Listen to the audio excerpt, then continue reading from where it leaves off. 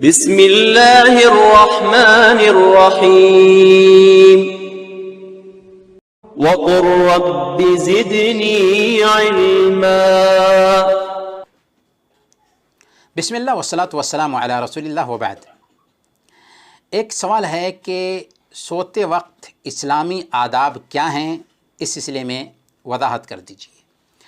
سوتے وقت سب سے پہلے ہمیں چاہیے کہ سونے سے پہلے اپنے گھر کو سنبھال لیں۔ گھر کو سنبھالنے کا مطلب یہ ہے کہ گھر کے سامان کو قرینے سے سجا دیں، جیسا کہ صحیح مسلم کی روایت میں اللہ کے نبی صلی اللہ علیہ وسلم نے ارشاد فرمایا کہ غط الاناء واوق السقاء واغلق الباب واطفئ السراج۔ رات میں سوتے وقت کھانے پینے کے سامان کو ڈھانک دو، پہلا کام۔ دوسرا کام، مشکیزہ کے منہ کو بند کر دو، یعنی پانی کے جو برتن ہیں برتن کو بھی ڈھانک دو، یا مشکیزہ ہے تو اس کے منہ کو بند کر دو۔ تیسرا کام، دروازے کو بند کر دو۔ چوتھا کام، لائٹ کو بجھا دو۔ گویا کھانے پینے کے برتن ڈھانک دیے جائیں، مشکیزہ کا منہ بند کر دیا جائے، دروازے بند کر دیے جائیں اور لائٹ بجھا دی جائے سونے سے پہلے کے۔ یہ اہم آداب ہیں۔ اس کے بعد سونے سے پہلے وضو کر لیں، بستر کو جھاڑ لیں، اور جب بستر پر آئیں تو سونے سے پہلے کچھ مسنون اذکار اور دعائیں ہیں، ان اذکار اور دعاؤں کا اہتمام ضرور کر لیں۔ جیسے اللہ کے نبی صلی اللہ علیہ وسلم جب بستر پر آرام فرمانے کے لیے آتے تو اپنی دونوں ہتھیلیوں کو ملا کر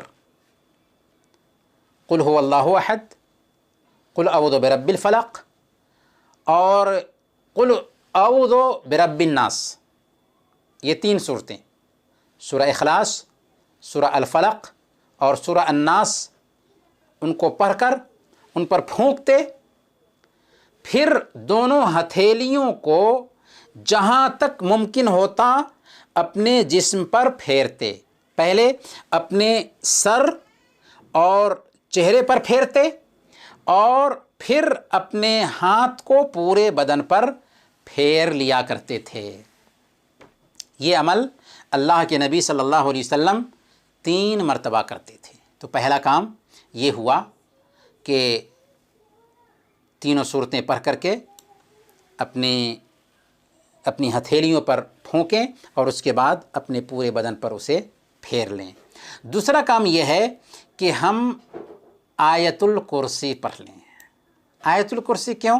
اس لیے کہ آیت الکرسی پڑھ لیں گے تو عجیب طریقے سے اللہ کی طرف سے ایک نگراں ہم پر طے کر دیا جائے گا اور شیطان سے ہم محفوظ رہیں گے، جیسا کہ صحیح بخاری کی روایت کے مطابق حضرت ابو ہریرہ رضی اللہ تعالی عنہ سے شیطان نے یہ راز اگل دیا تھا کہ اللہ کی طرف سے ایک سیکورٹی تم پر لگا دیا جائے گا اور شیطان تمہارے قریب نہیں ہوگا۔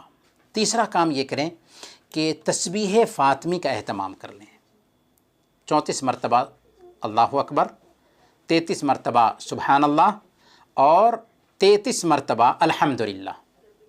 اللہ کے نبی صلی اللہ علیہ وسلم نے صحیح بخاری کی روایت کے مطابق حضرت فاطمہ اور حضرت علی رضی اللہ عنہما سے کہا تھا خیر لکما من خادم، یہ وظیفہ اختیار کر لو تو تم دونوں کے لیے ایک خادم سے بہتر ہے۔ ایک انسان کو تھکاوٹ ہوتی ہے، دن بھر کے کام کاج کی وجہ سے ایک انسان تھک جاتا ہے، اگر اس وظیفہ کا اہتمام کر لیں تو وہ تھکاوٹ اور وہ پریشانی جو لاحق ہوتی ہے وہ تھکاوٹ جاتی رہے گی۔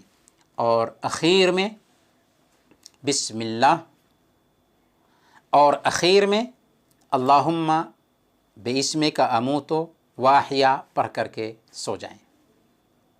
وصلی اللہ علی نبینا محمد وعلی آلہ وصحبہ اجمعین۔